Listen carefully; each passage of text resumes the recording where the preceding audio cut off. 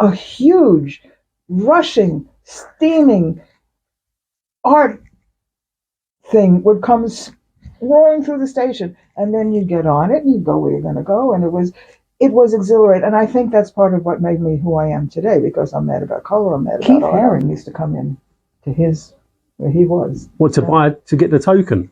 No, to do his dastardly deeds in the middle of the night. Ah. It was so illegal, and he was a wanted man, Keith Haring.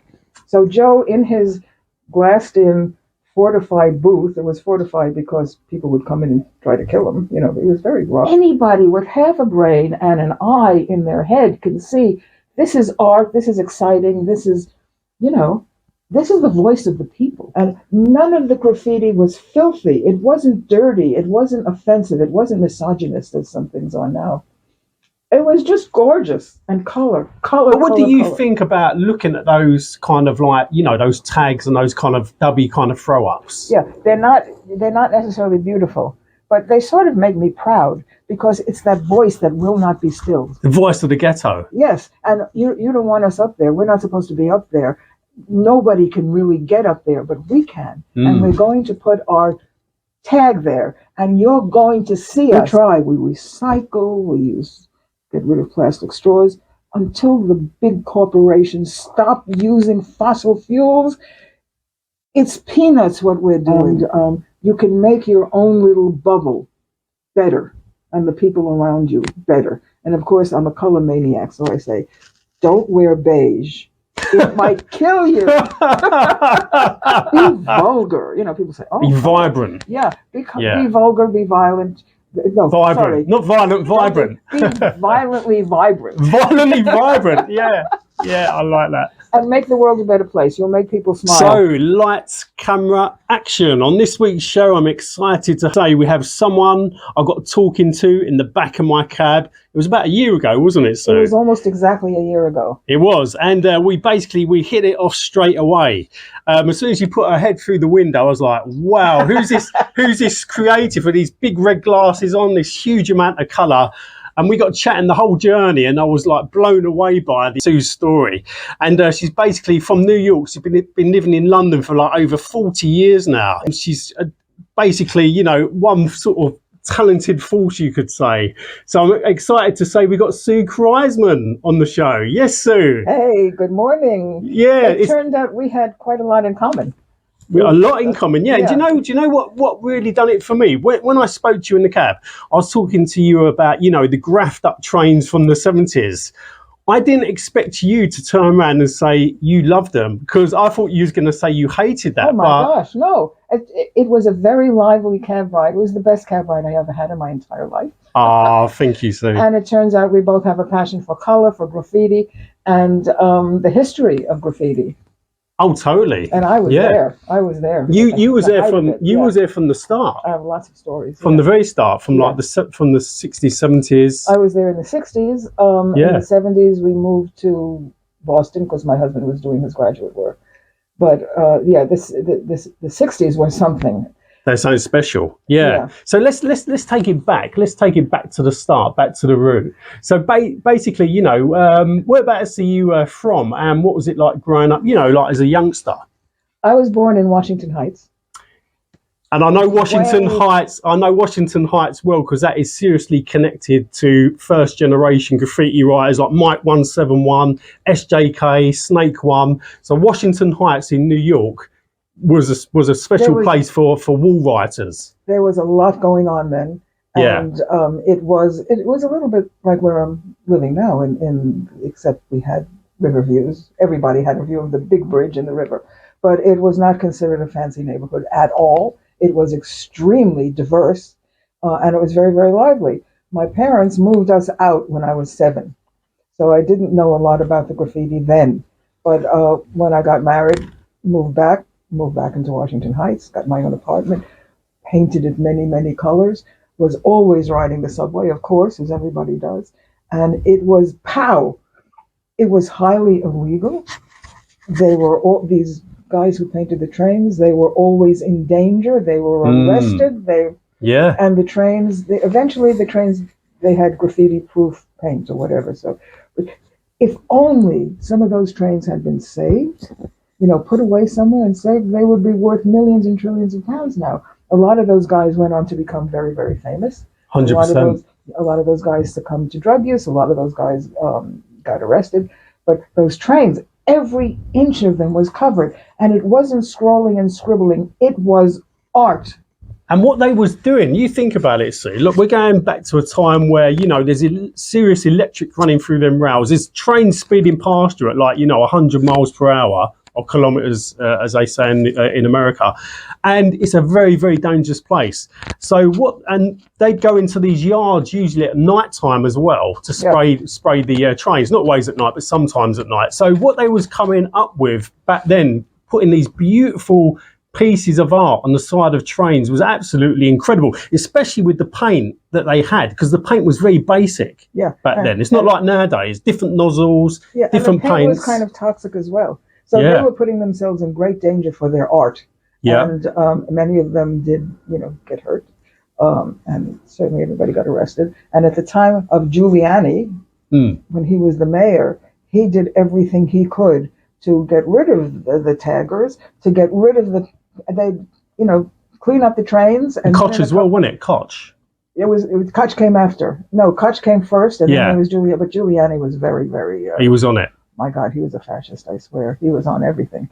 Terrible, terrible. So you'd have a train, and then you never knew if you'd ever going to see that again, that train. But a new train would come in, and it was just so waiting for who needed to go to the Museum of Modern Art, who needed to go to the Guggenheim hadn't been built yet, but a huge, rushing, steaming art thing would come roaring through the station, and then you'd get on it and you'd go where you're going to go, and it was exhilarating. And I think that's part of what made me who I am today, because I'm mad about color, I'm mad about art, I'm my own artist, kind of crazy. And it was very, very, very exciting. There were other things as well. It wasn't just the trains. There was a guy, the mosaic guy, and in the middle of the night, in the East Village and the West Village, he would come out with his little thing of shards, and he'd graffiti the bottom of the buildings, on the bottom of the posts and lamp posts and stuff like that. Columns and things, Exquisite work. Some of it still is there, but Giuliani or whatever mayor and his thugs, I can only think of them as thugs, would come and destroy it.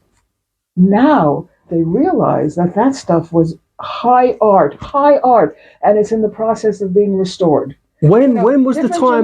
Different generations have different ideas. Now it's being restored. That's right, and being protected. Why didn't they leave it alone in the first place? Because it was a different era then, wasn't it? It was seen, street art, graffiti art was seen as like, oh no, you can't do that. You're destroying things. They didn't really see the creative side of it and what kind of beauty is given out. Because some of the work, as looked absolutely incredible.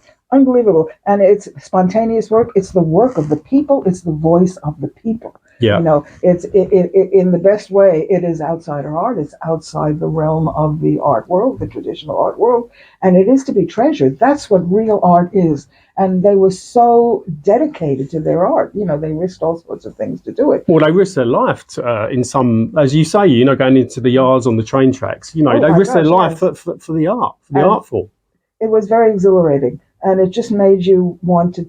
So I have a friend. Well, he's dead, my best friend, and he died of horrible cancer a couple of years ago. Joe Gagliani. Joe, I miss you so much. Joe is an artist of sort. He's still alive in my head. Yeah. So he had no training at all, and he did the most wonderful art, drawings, paintings. But his work life, his entire work life, he worked in the bowels of the subway system. He sold tokens. Right. A long time ago. No tokens now. He sold tokens in a glassed-in booth, and the glassed-in booth was very protected because he was in a very difficult. I can't remember if it was in the Bronx or Brooklyn. I didn't know him in those days. I knew him when he retired, and he became a full-time artist. And Keith Haring used to come in to where he was. What, to get the token? No, to do his dastardly deeds in the middle of the night. Ah. It was so illegal. And he was a wanted man, Keith Haring. So Joe, in his glassed-in fortified booth. It was fortified because people would come in and try to kill him. It was very rough, very rough. People didn't have guns in those days, but it was still very rough. So there was a panic button, and he was supposed to push the panic button if he was in danger, or if one of those awful graffiti people, especially Keith Haring, came along. And Keith Haring did come along, and it was these huge adverts from floor to ceiling, more taller than a person. Keith would cover it with black paper and now they're in museums. But in those days, he would be arrested if he was caught. They would tear down, and they did tear down and ruin, completely destroy a lot of his work.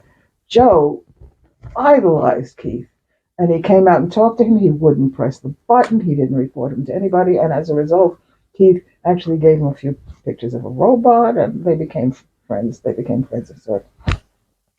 And Haring's work had a great influence on Joe's work, although Joe had his own voice, which you could see echoes of Haring there. So that's the closest I ever got to Keith Haring through my friend Joe, because by the time I met Joe, Keith Haring was gone. He was deceased. Did Joe have any of Keith's, artwork? Yeah, Keith gave him a few pieces, drew them and signed them, and I don't know what happened to them. They're still in his collection. He's trying to keep his space that he had as a little museum. So, and that was his prized possession. And what did you think of Keith Haring as an artist? I mean, he was very, he had his own style going on, didn't he? With the dog characters, the baby, and he was a fantastic artist. The Radiant Baby. Yeah, I love his work. It's at first glance it seems very childish, but it is very disciplined, and it's very lively, and the movement is amazing, and his message was always along the East Side Highway as you drove until very, very recently, there was a big poster, Keith Haring's drawing, and it says, "Crack is whack." Stay away from crack. So he was trying to send out a powerful message to keep away from these hardcore kind of like drugs as well. Yeah. He was a great guy. And there's still quite a bit of his work, and now there are books about him, and his work are in museums. In those days, he was a renegade. He was considered a bad guy. Anybody with half a brain and an eye in their head can see this is art, this is exciting, this is the voice of the people. Anyway, it was awful. I suppose what Keith was like the first generation of that kind of what kind of like Banksy is today. Keith was doing this way back. Yeah. I mean, Banksy, okay, he doesn't know. He was born Banksy. He doesn't know. Well, I'm sure he does know what it was like in those days because there are so many stories about it. But it was dangerous. It was subversive. It was so exhilarating. New Yorkers are very street smart. Giuliani cleared up a lot of stuff. In some cases, he was very, very unfair. 3 strikes, you're out. Sometimes somebody who stole a loaf of bread would end up incarcerated forever. And a lot of problems with weed.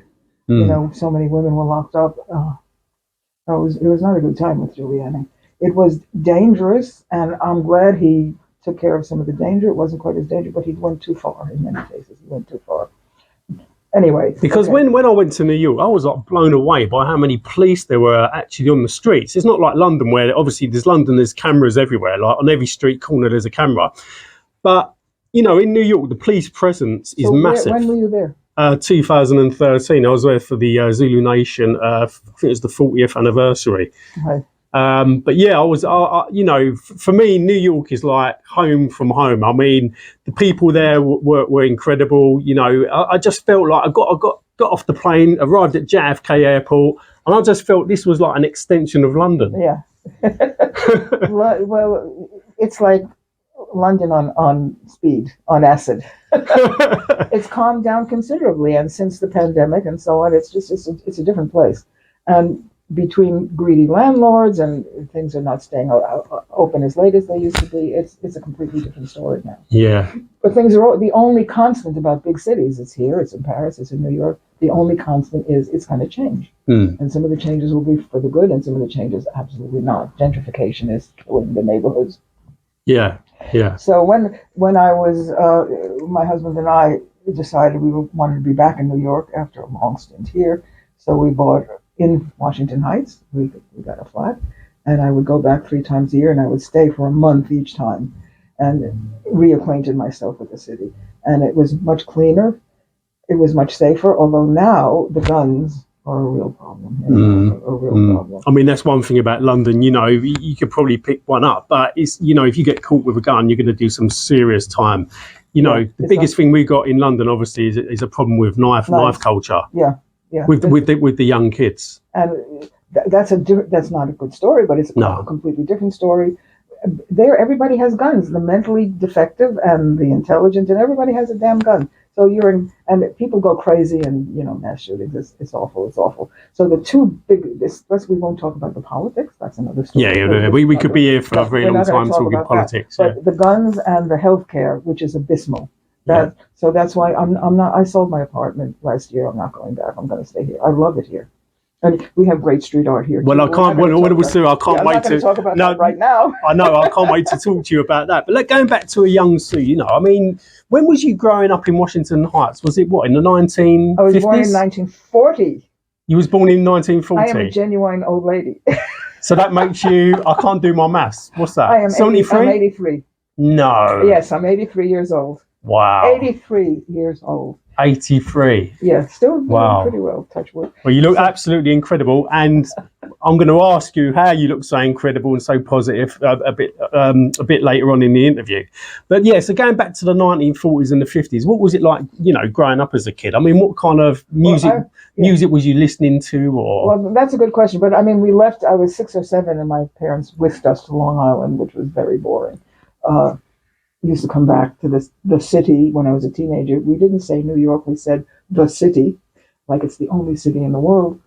So I would come back often as a teenager. But I grew up with classical music. I was a classical oboist. I played the piano, so I wasn't listening to all the stuff that everybody else was listening to.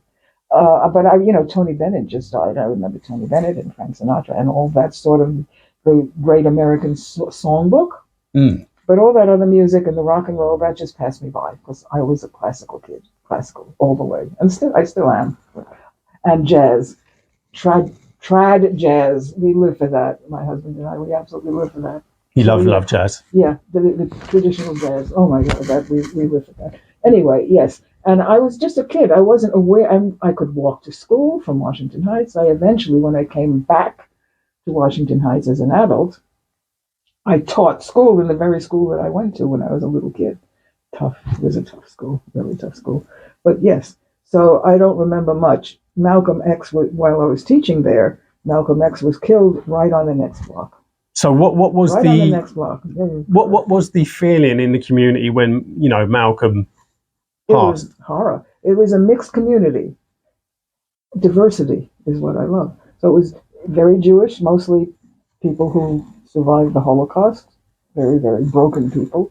Some Puerto Ricans, a lot of Black, and that was it. But it was a mix, and it was an interesting mix, a very interesting mix. But no, it was horror and fright and disgust. Yeah, but that was later. That was not during my childhood. I was in my 20s when that happened. My first job was in that school. Yeah, that was interesting. Anyway. So those years when I was a young woman in New York, and the trains, and none of the graffiti was filthy. It wasn't dirty. It wasn't offensive. It wasn't misogynist as some things are now. It was just gorgeous and color. So did you have do you remember the red? What was the train system? Was it red trains back then? The red ones? I don't remember red trains. No. Just train-colored trains. Right. Kind of like chromy sort of. You couldn't see the color of the train. It was like a magic miracle. The train would come through the station, and it was completely covered. You could see pictures of it. I mean, I can still see it in my head. Completely covered. How did you feel when you're standing on that platform and you're seeing this train rolling in with all this incredible artwork on it? It must have been a thrill. It was. My heartbeat increased. My blood pressure went up. The hair on my head would stand straight up. You never get tired of it. You never. Of course, there were people who thought it was disgusting. It's bad. It's criminal. It's this. It's that. But no, it has shaped who I am today because I live in color, and I can see that. So I mean, you look absolutely. I mean, look, when we're after this little interview, I'm going to go round Sue's flat in East London, and you're going to be blown away by what you're going to see, because we are talking. This is a hub of creativity. Yeah, and I have a nice little circle of young people that I mentor and encourage them to be as crazy as I am. It's a very exciting life. But I need to tell you about the purple footprints, because I was going to say the football. I don't see anybody ever writing about that. Was it the purple footsteps? Purple footprints on the pavement. Footprint. Bare feet, bare footprints. So tell me about this purple footprints. So, we worked very hard during the week. My husband was in graduate school. I was a school teacher, really hard job. And on the weekends, we would go out and explore the city. And we would either go by subway, or we had this beat-up old Vespa, I think it was third hand, and we'd go all over the place. And we'd always end up down in Greenwich Village. In those days, Greenwich Village was the place to be. Now, it's just all the high-end brands. It's horrible now. It breaks my heart. That was the hub of eccentricity and art. Greenwich Village is like what in London now is like Shoreditch was like the hub, wasn't it? You had like the fun gallery there and street art and graffiti. You had very eccentric people, and it was a little bit shabby in places. Shoreditch has become so cutting edge, it's going to hurt itself. Yeah. Or Will Self said, it's so hip, it needs a replacement. It's become much too gentrified, really. For me, totally. It's gone the other way now, isn't it? I like the way Brick Lane was and Shoreditch was better than I like it now. It's just become so gentrified. But back then, Greenwich Village is where everything happened. I was living way uptown, but we always went downtown. So we go in the morning and we have brunch and we walk around and look at things. We were poor in those days, so we didn't do anything that cost a lot of money. There would be these purple footsteps, bare footsteps, going along, bloop, bloop, bloop, and they'd be gone by Monday because they'd be cleaned up. So somebody would just step in paint, and someone would step in purple paint and literally just walk with along. Beautiful footsteps. And we thought it was amazing. We never knew exactly why or who or what. And I don't see anybody writing about it. I should Google it and see if anybody's writing about it. Well, listen, anybody watching this interviews, I've got subscribers all across the world. I mean, someone may know who, this person is. Well, I heard. How big was the footprint? Do you reckon it was a woman or a man? Was it a big footprint? No, it was a man. Right. With a very nice shapely foot. What was he wearing? A pair of? No, barefoot. Oh, barefoot. Barefoot. Right. So I found out later that it was likely a gay statement, because in those days being gay was not easy. I mean, that was a whole different era. So that presumably was footsteps leading Saturday night, Friday night, Saturday night to the places where a gay could be safe. And go to a bar or go to a club or something like that. It was all very underground in those days. And that, to me, that also gives me a thrill. That's part of the history of gay New York and those footprints. And then they'd be gone, but they come back again the following weekend. So between that and the mosaics, and you never know what you were going to see. And it was never filthy, and it was very rarely just mindless tagging done by talentless people. It was amazing. And I still have a couple of graffiti friends. Biz, his name is Biz. He's got a show on right now in Queens, New York. So yes, there is still. Now there was a piece of graffiti here. I've been in this country for 40 years, but here in the East End, in this place, for maybe 25 years. And there was a piece of graffiti near the corner on the side of the building. Very rarely in those days do we see graffiti here. You still don't see it that often right here in my part. And it was a stick figure, but a very elegant stick figure and very, very tall. I remember. Was it black and white with a white face? No. This was something unique, and I've never seen anything like it, because we had Caliber Boy, and I'm trying to remember all the people who, and then of course there's Nat has herpes. That has just come back.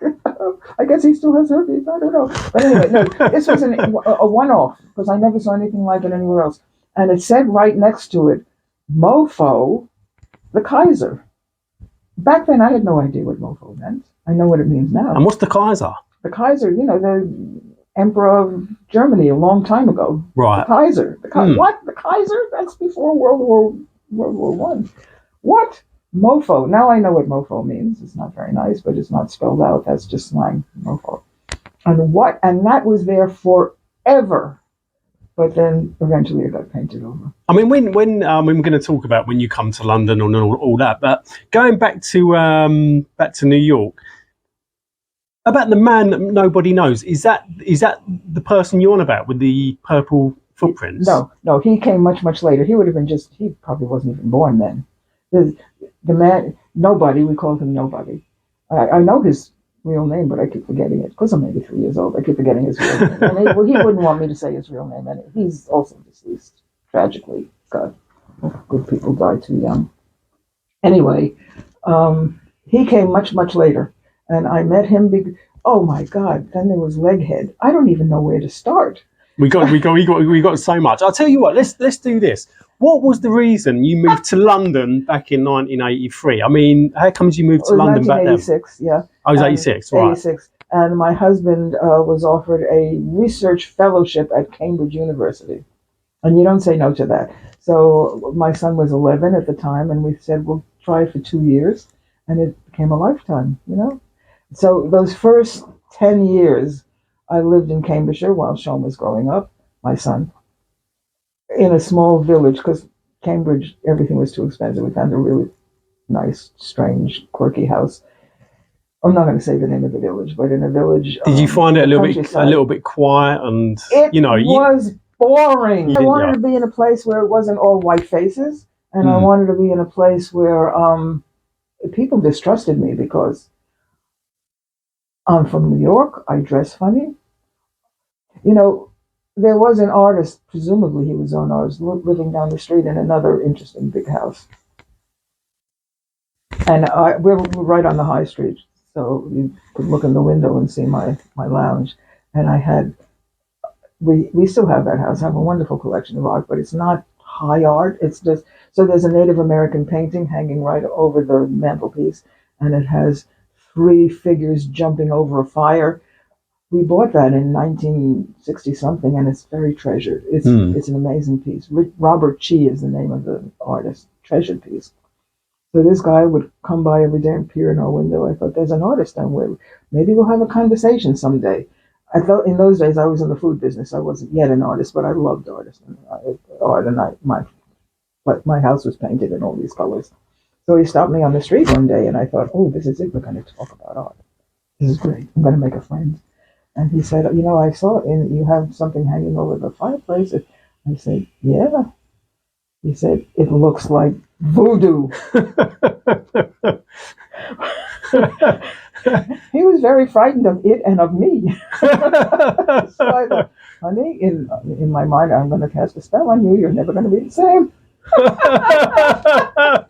And he had nightmares ever since. No, that was not for me. That place. The big event every year is the plowing match. It was basically a farming village. So when was the big move to London? In 96? 25 years ago, whenever that was. 25 years ago. Right. Do the math. And it was because I was writing cookbooks. I wrote 27 cookbooks, and I was cooking on the BBC, and I was cooking on GMTV. I did a lot of TV work. This was back in the 80s and the early 90s. And and by that time my son was at university. He could take care of himself. So I said, I really need a place in London. And I rented a really quirky, we don't have time to talk about it, but a crazy quirky place. In which part of London? This part. East London. Right. Yeah. No, I fell in love with East London from the beginning. I knew that it was a place for me. I feel very at home here. What made you want to move to East London? What made, the East basically say, well, this is where I want to live? Well, we're going to go back to 1967 because my father gave me some money to travel.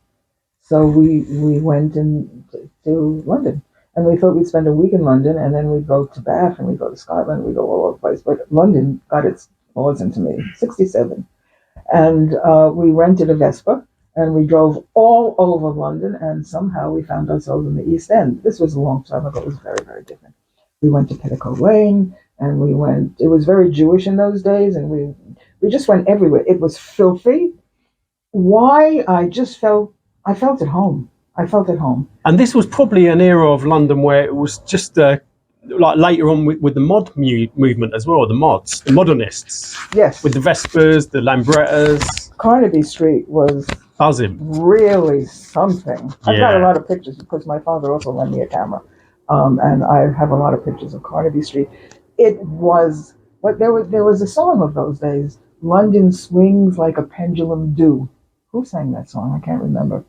It was swinging. It was Carnaby Street was a hub. Yeah, so we spent a lot of time in that area, and in Chelsea. Chelsea was something else then. You know what? It was a little like Greenwich Village in New York. Did you see women with like the beehive sort of? Because my mum and dad were mods, and my mum had like a beehive haircut where it used to go up like a sort of like a hive, like a beehive. Oh yeah, and also pencil skirts as well. Well, no, people would. Mini skirts. Mini skirts, mini skirts. And that had not hit the United States yet. And I mean, really, really, mini skirts. Got so many pictures from those days. It was so different than America and so hip. It was so hip. And there were plenty of, what do you call them?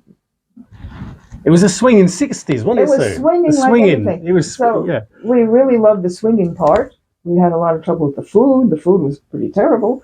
And then we got to the East, and there was something about the East End. It was just, wow. And I looked at my husband. We didn't go to Bath. We didn't go to Scotland. We just stayed in London and soaked it up. And at one point, I think we were Petticoat Lane or something, I don't know. And I looked at Steve, and my husband Steve, and I said, maybe we'll live here one day. Yeah, that was not in the future. That was just... Never dreamt that would actually happen. And you're sitting here now. I'm sitting here now. 40 years later. When I was looking for my own place, and I was on the tube, got off at Mile End, walked down here because I was looking at a flat. And as soon as I got to the corner of Roman Road and started walking up the Roman Road, I had the strangest feeling that I was home. I just felt, this is where I belong. And I've been here ever since. Wow. So I go back to Cambridge to stay with the hubby for a weekend every once in a while, or for a week. Sometimes he comes here. But yeah, it's just, and there in the little village, if I was walking down the street this way, somebody was walking the other way, they'd cross the street. I didn't make any friends there. I was considered a weirdo. So here, I'm just one more weirdo. Everybody's a weirdo around here. And the people, if they don't know me, they just call me the colorful lady.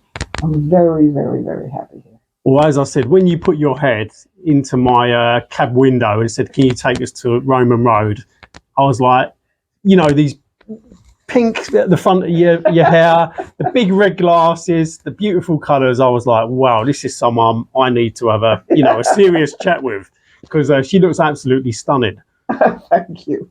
And you are a ray of light. You really are. Yeah. Well, you're a ray of light. I mean, listen, anyone watching this interview, we all need to be like Sue, because she's so open, she's so kind, she's so creative. She's a trailblazer. Well, here's the thing. I want to bring, because I dress in art. Yeah. Later, I'll turn around. You can take a picture of my back. Everything I wear is, and I make my own. I make my own clothes. I make my own jewelry. And I want to be a walking collage. I want to be a walking art gallery. And people dress so dull.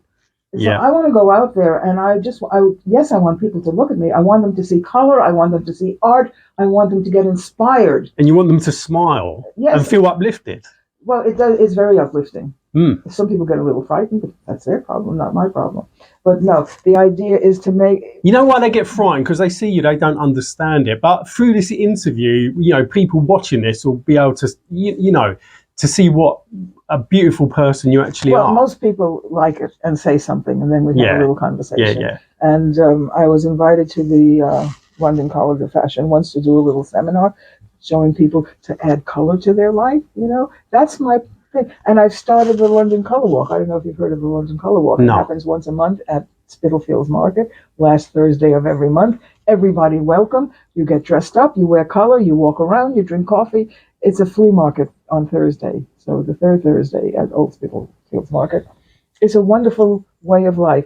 And we're living in very dark times. And I'm not going to say I miss the good old days. There were no good old days. Always problems, always. But it seems really dead right now. And if we can make our own little piece of the world better, and you walk down Brick Lane and you walk all along Shoreditch behind Brick Lane, the street art, you don't need to go to the Tate. Just walk around the streets. It's a miracle. And nobody's painting it over. Nobody's getting arrested. It's a way of life. Bushwick in Brooklyn is famous for, I say, Bushwick, eat your heart out. We have Brick Lane. We have Shoreditch. You have nothing on us. I know it is incredible, the London and not just London, obviously Bristol and other places as well. But the London scene is incredible, and we've always been pretty creative anyway. I mean, going back to like 70s London, we always used to have like hippie graffiti. There was a lot of bad graffiti as well, a lot of racist graffiti, anti-racist as well. There's a lot of political graph, a lot of kind of football graph. But London's come a long way, and in general, humanity's come a long way as well, because back in the day, women were seen to stay at home, do the cooking, do the cleaning. But now you've got women like heading up huge operations, and it was a very, very different time back then. I think we have moved on, without a shadow of a doubt, from what it used to be like. Yeah. Things are much different right now. And as you said, London as well is so multicultural. Everybody gets on with each other. We've embraced the differences, and we've all come together to unite as one in London. We eat each other's food. We love each other's art. We pick up little bits of each other's language. So, it's great. Yeah. My assistant is from Yemen and speaks Arabic, and I'm Jewish from New York, and I sometimes speak Yiddish, and we've picked up each other. So sometimes my assistant speaks a little Yiddish, and sometimes I speak a little Arabic, and we eat each other's food, and that's what life should be about. But no, I'm very social. I need to have people. I need to have color. I need to have excitement. I need to have pollution. But there's pollution everywhere. Thank God the pollution is actually getting a lot better than what it used to be. And in terms of friends and people you've met, I go onto your Instagram account sometimes and check it out, and you've always got loads of people around you. You kind of, people swarm to you. That like you've made a lot of kind of really close-knit friends in London. I have a tribe. And I mentor a lot of young artists, which is great. So I need to tell you before we finish, but I think we have all the time we want. The man nobody knows, we always called him Nobody. And I met him probably the early 2000s. He is a graffiti artist. And big, scary-looking black guy, but actually a pussycat, a softie with a heart like a marshmallow, but very fierce and very devoted to his craft. And he was big in New York. He was big in Paris. He traveled around quite a lot. And one of his messages was, love stories suck. He was very unlucky in love. But also, love one another, be good to one another. I wish I have he scrolled on my garbage bin, but we can't find it. We can't find the garbage bin. So he was on his way from Paris to New York and had a night before his next flight. So I said, you should stay here. And I invited some other artists to be here. And we had a great talk. Such an interesting guy, such a fierce, devoted to graffiti. And is he based in London now? He was based he's now dead, unfortunately. But he based in New York, but traveled around quite a bit. He did quite a lot of stuff in Florida. And he scrolled everywhere. His stuff was very graceful, a little bit spare, but beautiful. And he was a beautiful man. So he came here, and I got a driver, local minicab, to take him back to the airport the next morning. I went to bed. He was in the guest room, which is upstairs on the other side here. And but no, he didn't sleep all night. I could hear him wandering around, looking at stuff, looking at stuff, looking at stuff. And he said he called me the royalty of the art world, which of course I'm not because I'm an outsider artist. I'm on the outside, but he's such a sweetheart. Another one I miss to this day. So Kevin, the guy from the mini cab service who drove him to the airport, nobody had all his stuff, and he made Kevin stop. Kevin was frightened. He thought he was going to get arrested, and he'd run out and tag somewhere. So his tags are all over the place. Love story sucks, or be good to one another, or love, or what have you. And then he'd go on to the next thing, the next thing, the next thing, until he finally got to the airport. That was it. And he was so Hannah, my assistant, who's quite modest because she's a very modest hijabi, and a couple of other black artists, and my wonderful artist friend from uh, Australia, Liz Parkinson. She was here. She was visiting, so we were all here, and we did a group photo. So he kept taking off clothes. He took off his shirt. He was like a Chippendale. Yeah, he was a big muscular guy. He was so funny. He was absolutely unique. He was unique, but he's gone. Yeah. Yeah. R.I.P.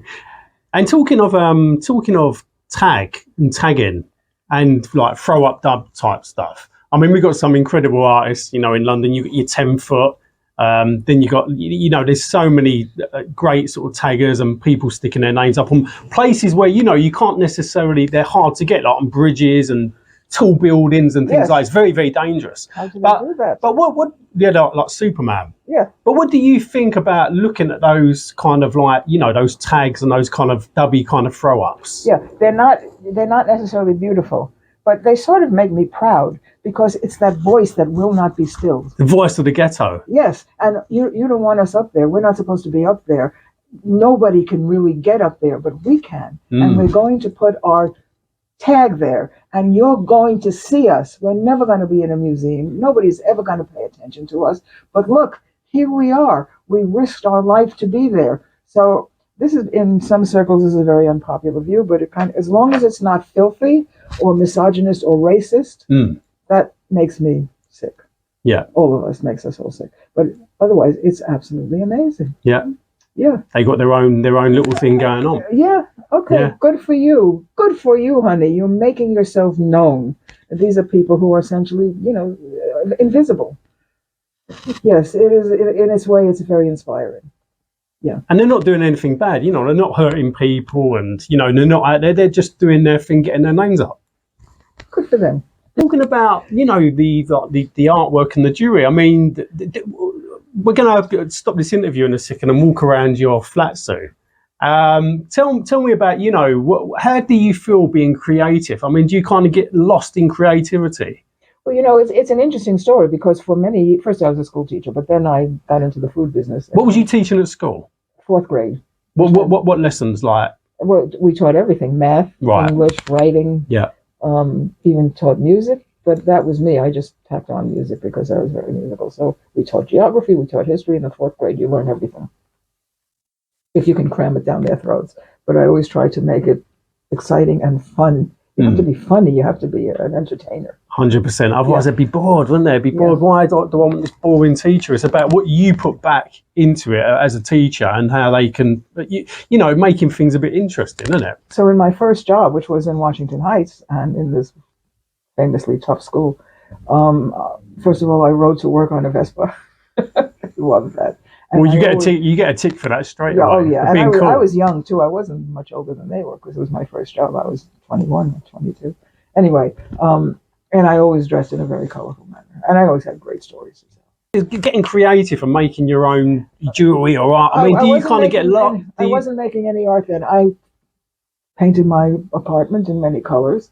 My mother came to visit. I was very proud. I said, "Come see what I've done with my apartment." And she came, and the walls were red, and the walls were yellow. This wasn't that way where I was growing up, of course, but I had my own place. And we were paying $75 a month for a 1-bedroom in Washington Heights on the ground floor. Different, of course, I was making $4,000 a year as a school teacher. It was different then. So we were kind of poor, but it was a good apartment. And the landlord said, we have to repaint, and if we do, we have to raise the rent $2, but you can repaint yourself.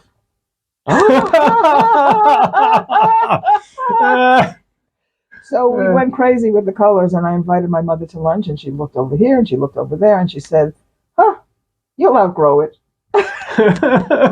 My mother and you never did. is long gone, but hey, Mom, it got even worse. But I never made art myself because I did flunk all my art classes in school. I couldn't do what they wanted me to do. I couldn't. So I loved art. I collected what I could afford to collect. I didn't think I could do it myself. I was in the food business for years and years and years. And one day I was correcting the proofs of my 27-foot book, 27 books. And my hand picked up a marker and drew a mermaid on a piece of paper. I had never done anything like that before in my life. I couldn't draw. I couldn't make art. And then suddenly she had snakes and a fish for a hat. And I looked at the mermaid, and the mermaid looked at me. She was in control, not me. And suddenly I was not a cook. I was not a food writer. I was an artist. And I never wrote another book. I became completely obsessed with drawing. This would have been more than 20 years ago. And I became obsessed with drawing and with painting, started making sculptures. That was, history was made. I became an artist. And now I'm totally and completely an artist for many, many years, for decades now. So that was a surprise. That was an epiphany. So it was like being struck by lightning, or the muse bit me in the bum. More likely it was the menopause. Something happened to me. It's one of the best things that has ever happened to me. Absolutely amazing. So I curate shows. I support young artists. I have stuff in museums all over the world, and I just keep making stuff. And I will until I die. I have no intention of dying quite yet, but I'm just going to keep going. Yeah, no, it's incredible, Sue. And in a minute, we're going to actually have a walk around your flat and check out some of the art pieces, because honestly, it'll blow your mind what I'm actually looking at. Is there kind of, I'd like to say this actually, Sue, is there kind of like a positive message that you could send to the younger generation? Because obviously we're growing up at the moment in quite, it's quite a bad world. There's a lot of depression, a lot of sadness. We've gone through, like, obviously 4 years of Brexit. We've gone through 3 years of COVID. Now we're on kind of World War III, this, that, and the other. To escape all that, is there kind of like some kind of positive message that you can send to the youth? Yes. We're living in very dark times. Yeah. It's not as if there've never been dark times before. There are always dark times. Yeah. And each dark time is different in its own way. I mean, just imagine World War II, finding out what happened in the camps. Imagine slavery in America. America has a lot to answer for, really, really, really. And imagine all the other things that have happened over the years. So we're living in this right now. It seems very bad, and I have to admit it is bad. And there's a lot of lawlessness. It's dark. I think we're better off here than in a lot of places, because even though the NHS is kind of in disarray, we are taken care of. That's a miracle. When I tell my friends in America about the NHS, I have my hearing aids. They say, "Oh, those must have cost you more than £1,000." Nope, the NHS gave them to me, and I had a little bit of a heart attack once. The NHS took care of me. So yes, we have the NHS. We're lucky here. Imagine what it would be. Even the weather. Nobody likes the weather, but we're not baking in a heat wave. We're not suffering with a heat wave because we don't have air conditioning here. So we're doing better here than a lot of other people are doing. But also, you just need, we can't always do something about the bigger things. We try, we recycle, get rid of plastic straws. Until the big corporations stop using fossil fuels, it's peanuts what we're doing. Ride a bicycle to work, come on. It's the big guys that need to change. So be a little easier on yourself. Take care of the people near you. Make things. Cover yourself with color. Live in color. Be very, very, very good to the people around you. Do good. That's what I have to say. Do good. And you can make your own little bubble better, and the people around you better. And of course, I'm a color maniac, so I say, don't wear beige. It might kill you. And it will depress you, and it will depress all the people around you. So it doesn't cost extra money to wear color. instead of buying a beige jumper, buy a red one. Be vulgar. People say, "Oh, be vibrant." Yeah, be vulgar, be violent. No, Vibrant, sorry, not violent, vibrant. Be violently vibrant. Violently vibrant. Yeah, I like that. And make the world a better place. You'll make people smile. Come to our color walk, third Thursday of every month at Old Spitalfields Market. Everybody's dressing in color. We welcome everybody with love. And it started off very small. Now it's huge and famous. Everybody is welcome. And just be good to yourself. Take it easy, whether you have money or you don't have money. Be kind to people. Be kind to people. I mean, what with the gas bills and the electric bills, it's just going crazy. It's going absolutely crazy. And would you say kind of maybe try and switch off from the news, don't really watch the news, because we're being created by a lot of negativity and a lot of sometimes lies as well? So would you say try and get away from all that negative stuff and just keep positive? I think we have to follow the news. We have to be we have to know what's going on in the world. So cutting yourself off from the rest of the world doesn't work. Limit it. Well, yeah, you can limit it and take it with a big grain of salt, because somebody has an agenda and is pushing it on you. But don't take it too personally. Be good. Take care of the animals. Adopt a dog. Hey, that's the best. Of course, it costs money to keep a dog, but it's worth its weight in gold. And wear color. Bring color into the world. And look around you. There's so much art and color to see. I used to go on a little art safari every day. I'd walk out and it's not just about the street art, but the street art is great. But you'll see snatches of color here and bits of color there. Go to the markets, the Roman Road Market.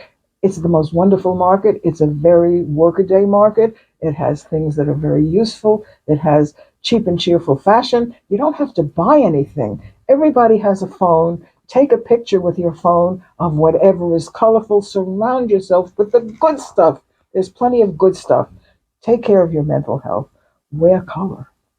Maybe, if you've got kids, push that creativity onto your kids, because I'm a big firm believer, especially with my kids. Buy them a spray can, or buy them some like felt tips or whatever. Just get creative. Yeah, with kids, be careful with spray cans. You can get the anti-toxic ones now. Oh, good. Yeah, good. Yeah, and buy them crayons, and buy them scrap paper and felt tips, and let them go.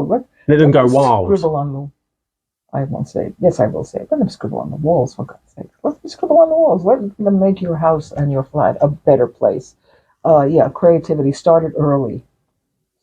Creativity is key. It is. It's one of the keys. Yeah, it is. And don't judge. This is what I say, because I am an untutored artist. And so when somebody is drawing, everybody can draw.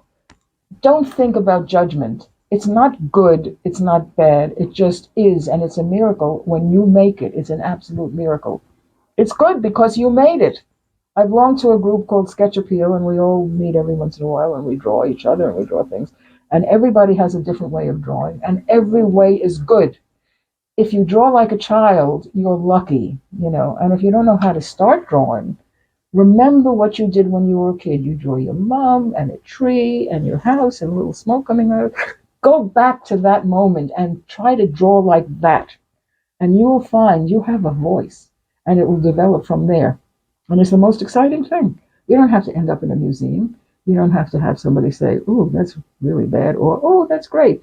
It's something that you do for yourself, and it is so satisfying. Put in a lot of color. And also, it's like a therapy as well. It can get you through trauma. It can get you through, hard times. You're feeling a bit depressed, pick up a pen and get creative. You kind of get lost within this positive creativity. And when you've got this big white piece of paper and you don't know what to do with it, just put a line on it, draw a face, and it's gonna do itself. It's gonna make itself. Another defining moment for me was in kindergarten in Washington Heights, and the teacher brought out this huge box of Crayola crayons. It was kind of shabby because obviously other classes had used it before us, but 64 colors in one box. 64 colors in one box. Wow. I can remember my head went boing. What?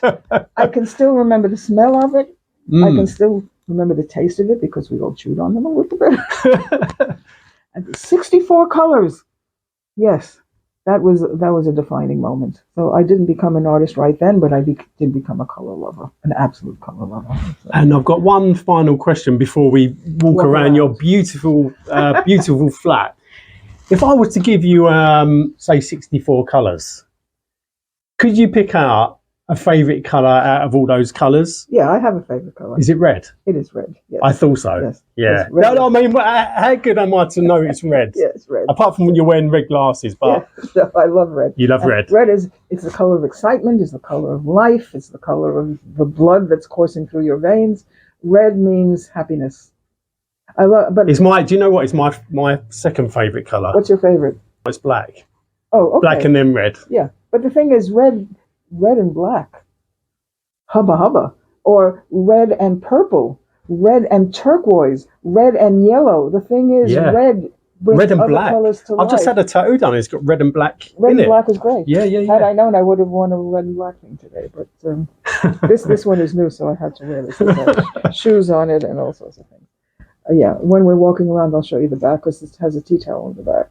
You find art in all sorts of places. I found a tea towel in a flea market, and it's now in the back of my kimono. You'll see. And where do you buy? Where do you buy your dresses from? Well, no, I make them. So I buy the fabric. So you actually make the dresses as well? On the Roman Road who does the stitching for me. But I design them. I decide which piece is going to go where because I mixed up patterns. And then, and I also make I call them neck shrines. They're shrines to wear around your neck. And the story of this one I was going to say, tell me about this one. I mean, this is stunning. You've got a big, it looks like a couple of few stilettos on it. And there's a mermaid. There's a mermaid, and she's covered with fancy shoes. Mermaids dream of wearing fancy shoes, but they can't. So she's covered herself with them instead. The detail is amazing. I mean, you got all them little beads as well. Yeah, it's I mean, how long would it take you to make something like that? The bases are African beadwork, so I attach things to the bases. So it depends. It can take a half a day. It can take a day. It can take several days. It depends on what. But I get an idea. Or sometimes they just throw themselves together all by themselves, and I'm just a spectator. Boom, boom, boom, boom. It's just very exciting. It's a very exciting life. Yeah. Amazing. Well, Sue, we're going to wrap this up, and now we're going to actually have a little walk around your flat, okay, if that's okay, and talk me through some of this incredible artwork. So talk about what's it called? It's a basic kimono shape. Kimono, right? Kimono, yeah. Wow, look at the detail. The back I found in a flea market. I haunt flea markets and charity shops, of course. So in the back, it's a Hindu print, which I absolutely love. Wow. And the front, freaking wax resist, that you can buy it on Wentworth Street in this sort of thing in Petticoat Lane, or also when I was in New York, I go to the African market in Harlem, and it's shoes, and the name of this print is Mrs. Obama's Shoes. Wow. Just amazing, absolutely amazing. Look at that. Detail. And on the back is a tea towel that I found in a flea market that we cut to fit the back. And the color and the subject is just astounding. The things you find, you don't have to go to Harrods. You don't have to go to Bloomingdale's. Go to flea markets, go to support small traders. That's my motto. 100%. Yeah. Not the corporation. Traders. Yeah, exactly. There's no need to. And Sue's going to take us around her flat in East London. And Sue, can you guide me through? I mean, look at this. So let's start from up there, at the top there. Look. Okay, this is my art flat. And all of these paintings were done by friends of mine who wanted to paint me. So this is done by Diane Goldie. That was done by Julia Cece. Again, unfortunately, she's deceased. Some of them are done by Joe Gagliano, who I mentioned before. So these are all, and that's me and my friends, done by Kathy Keefe. So these paintings, my paintings are on the other wall. I'll show you that later. And up here are more paintings that friends did of me. I mean, I'm totally blown away by this. So this is the kitchen. That is one of the kitchens because it's a double flat, so I have two kitchens. Both of them are so filled with art that I hardly have any place to cook. Does this fan work? No, it did, and it made me dizzy, so I had to disengage the motor. So it's just a pretty face. It doesn't actually work. Wow. I mean, I'm really blown away. And I noticed this as well, actually. So tell me about this. That is a prized possession. It's an Ikoi head from the Ikoi people in Nigeria. And it's a very, very special African piece. I've been married for 61 years to the same man. And for our anniversary, he got me that because he knows I love that sort of thing so much. So she is in charge, and we have to keep her happy all the time. And these are some of my sculptures in here. Yeah. And this is your own work. I've made hundreds and hundreds of them. And on the side, on each side of the niche, are many of my neck shrines, of course, and I'm wearing one. And here I have some of my kimonos. The thing is, when I make a certain kind of thing, I'm very obsessed, and I'll make hundreds and hundreds of them. So not one, not 10, not 50, hundreds. Would you say you've got a slight OCD? I have an art OCD. You've got a creative OCD. I'm obsessive and prolific. So I make a lot of these kimonos, and I keep some of them down here because it's part of my art process. So I like to see them. So they're hanging here. These 3 big paintings are my work against this wall right here. 2 Medusas, one on each side, and a Lady of the Night in the middle. And of course, in the night, strange things happen in the city. So, wow. And these creatures, all from flea markets, they are wearing pieces. Most of them are from young artists I've mentored.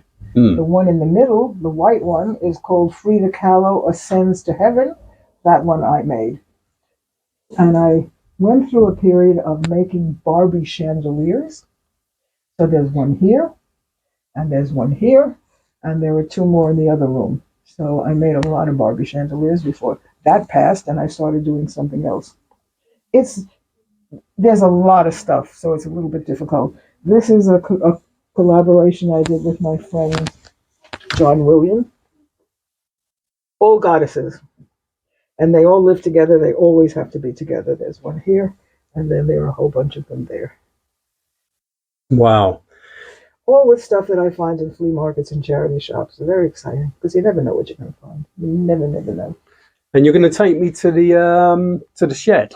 Yes. Let's go out to the shed. There's a doorway. Look, I mean, it's just honestly, this is a hub of creativity. It really is. Yeah, it's a very exciting way to live. It's an incredibly exciting way to live. And I'm surrounded by art and color all the time, and I'm making it, or I'm working with other people who are making things, and it's all about color and art. That's my life. I am art, and the art is me. Yeah. So we're going to go out into the back garden. Careful of the step. Yep. So this is the big shed, and that shed is my workplace. That's where I work, and that's where storage of all my materials are in that shed. And that's where I actually make things. This shed, it says up here, it says Drama Queen. Drama Queen. Okay, I'll stand underneath that. In pink. Drama to go with your hair, Sue. Oh, brilliant. This is my museum. This is like your museum. This is my museum. So this is a lot of mostly my work, but also work by people I mentor and little folk art collections that I have. I have a little folk art collection of bottle cap work. And so these are all your necklaces. These are my we don't say necklace. It's not a necklace. It's a neck shrine. It's a shrine. A neck shrine. It's a shrine that you wear around your neck, and everyone has a story. So these are my neck shrines. Nice. Wow. Quite a bit of my paintings. Lots of photographs of my tribe. Little collections of things. I'm a folk art junkie. But lots and lots of my. I mean, you'd never think you'd be in a flat in East London off the Roman Road. I mean, it is just a hub of creativity, this. Well, this is my life. And this is a kitchen. I call it the Kitchen, and I made that for an exhibition in London called Casa Chromatic. But of course, it wasn't for sale.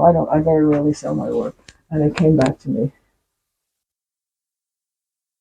And the Gap closed up in London, and they were selling off their mannequins for insanely low prices. So I bought a bunch of them, and I keep saying to them, it's like Dorothy saying, we're not in Kansas anymore.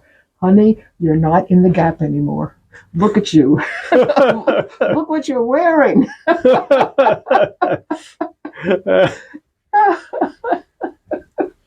This is mind blowing. So I mean, look at that chair. The chair is from Nigeria, and the cloth, the sequin cloth on the back, is from Haiti. I'm a photo. Tell me about this. What's this? Look at that. That is many-armed a Kali-like goddess. That was made by my friend John William for an exhibition we did. Wow. And she's very powerful. Stunning. Look at that. Absolutely stunning. So at the end of each day, I sit in here and I think, how did I make all this stuff? When did I make it? Sometimes I can't believe how prolific I actually am. Can I sit there, Sue, yes, on that? Yeah. Oh, yeah. That's for sitting. Absolutely. Well, listen. I'm going to be totally honest. I am totally blown away by this. Well, it's usually a cab chat because it's usually in the back of my cab, but I've gone on to location, and yeah, I mean, I'm really blown and touched by this interview. I'm so glad you're here. I mean, the minute I got into your cab, there's something clicked. Because we have this feeling for graffiti, for color, for art, for the real life of the city, Yeah. You know, not Harrods and not I don't know, John Lewis, and not McDonald's, and not the corporation. And KFC. It's real grassroots stuff. It's the people, and it's the art of the people. And I am one of the people. I just happen to be a very crazy, prolific old lady. No, you're absolutely wonderful, Sue, and we should all aspire to have your mindset in life. Well, here's the thing. Getting old is a blessing, because what's the alternative? The alternative is being dead. I'd much rather be old.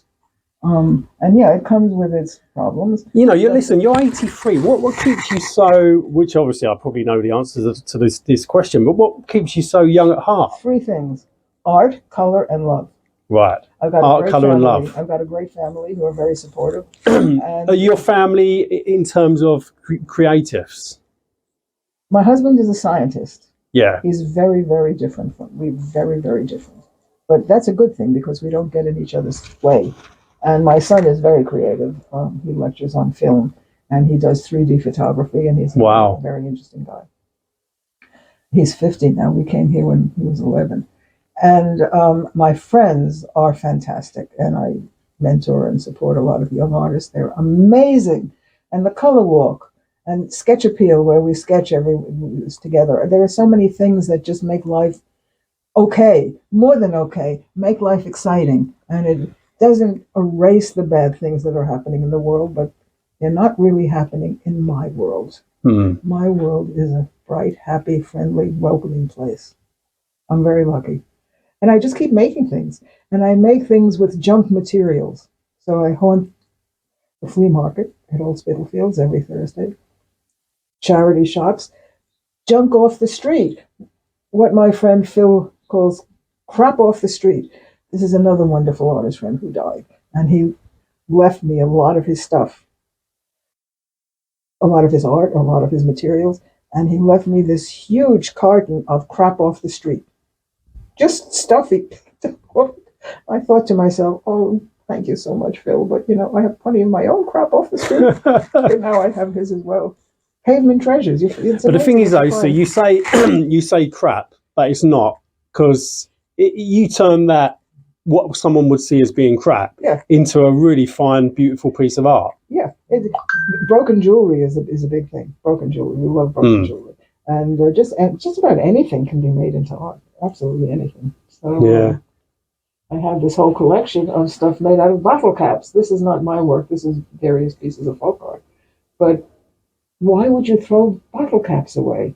The things that people throw away, even bits of foil, it's a noble kind of recycling because you find a lot of junk and you clean it up a little bit because you don't even have to clean it up that much, and you make something fantastic. You make something of it. You put your mark on it, and you hope that something will last forever because now it's art. So I have in the American Visionary Art Museum in America, which is considered the best outsider art museum in the world. They have 50 of my neck shrines, and they're just made out of detritus. And they're sculptures, as the curator said, it's sculptures that you wear around your neck. I'm so proud. I'm so proud. It's made out of junk. The bases it was going to be thrown special. away. Yeah, the bases are very special because they're African beadwork, but then I put stuff on it. And these are souvenirs from the American Southwest and from Mexico. Just souvenirs, cheap dollies. But look. Yeah, you look absolutely stunning. Diamonds, bah. Platinum, gold. Give me a break. This is what we like. So listen, I'm going to be honest. I'm really touched by this interview, and it's been a real honor for you to go through your history and show me around your flat. Because I would never dream in a million years, I'd be sitting in East London in this flat, surrounded by all this creativity.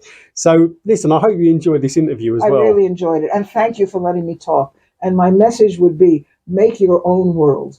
Whether you have some money or you don't have money, you just use crap off the street, color, crayons. Make your own bubble of color and art and just stay there. You know what's going on in the world. You try to recycle, you do this, you do that, but make the world a better place for you and the people around you. What a brilliant way to end this interview. Yeah. And listen, anyone watching, how can people get in touch with you or, to see your art? And what's your Instagram details? On Instagram, Sue Kreisman. Kreisman, yeah. That's my name, Kreitzman, Kreitzman,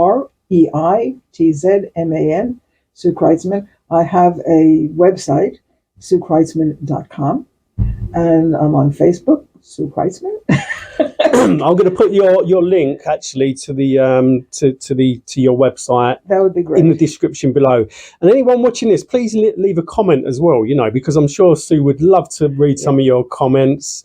And even if you think I look like a clown and I'm crazy, you can tell me. I can take it. Somebody once said after an interview I did, "Well, she just wants people to look at her, doesn't she?" Yeah, I do. Because I want to put color and art in your face. So please look at me. That's fine. Yeah. And if you ever see Sue walking around London, approach her and have a chat about, about art and say hello. Yeah. I love talking to people on the street. So that's fine. Yeah. So it's been incredible. And anyone watching, please subscribe to this channel. I've done over 100 plus interviews with creatives, musicians, DJs from, all over the shop. But listen, it's been a real honor, Sue. I must admit, you really kind of... Thank you. No, I think you're amazing. And I love the idea of a black cabbie doing this. I mean, yeah. I knew immediately I walked into the cab, I knew there was a wonderful connection with color and art and graffiti and all that. So I think we're both very lucky to have this in our lives. Without a shadow of a doubt. It just makes life so much better. And listen, Sue, we're lucky to have you in our lives as well. Thank you. Thank you very much. But listen, would we give one last shout out to anyone? To anyone just say... Yeah, everybody, people will say to me, "Oh, I'm so depressed." And I said, if you're not a little bit depressed, you're not paying attention because the world is really right now, excuse me, what it is. And but your little bit of life doesn't have to be. So concentrate on the good things. Love the people around you. Take care of them, and hopefully they will take care of you. Have as positive an attitude as you possibly can. We're lucky here. Nobody's invading us, and we don't like the politics. Think about what the politics are in Hungary right now. What almost happened in Spain. What's happening in all over Eastern Europe, what's happening in America. It's sickening. It's not that bad here. It's not that bad here. It doesn't cost us $3,000 to get an ambulance to take you to the hospital. Yeah, we should be grateful it's free. for what we've got. We're so much better. Even the weather, crap as you think it is, we're not baking in 40-degree heat. We're lucky. Make the most of what you have and stop complaining. Well, so listen, on that note, let's end it there. But listen, it's been I'm blown away, and as I say, a real honour for me to be talking to you in your great presence. Seriously, thank you. No, you're pretty amazing yourself, so thank you very much.